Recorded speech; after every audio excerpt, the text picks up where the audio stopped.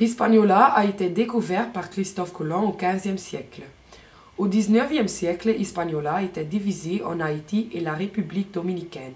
D'abord, c'était une colonie espagnole et plus tard, Haïti est devenu une colonie française. C'est à cause de ça qu'on parle français là-bas. Haïti a 6 millions d'habitants. Il y a une liberté de religion. La majorité de la population est officiellement catholique, mais en réalité, le vaudou est la plus populaire. La capitale d'Haïti est Port-au-Prince.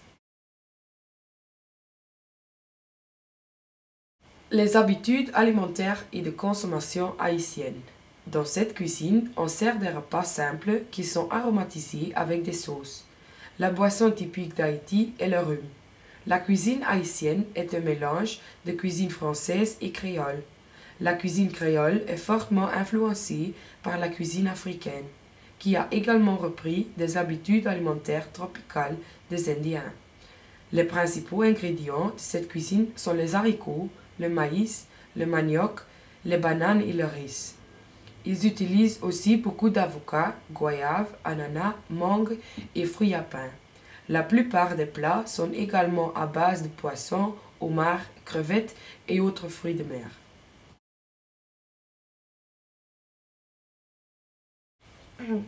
Dans notre activité, nous allons cuisiner. Nous allons créer un gâteau haïtien. Les ingrédients sont 4 œufs, 250 g de sucre candi brun, 250 g de beurre, 250 g de farine fermentante, 125 g de raisin sec, 3 pincées de cannelle et 50 g d'amandes effilées.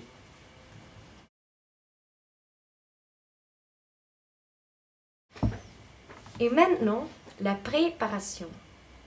D'abord, séparez les œufs et battez le blanc. Après, faites fondre le beurre.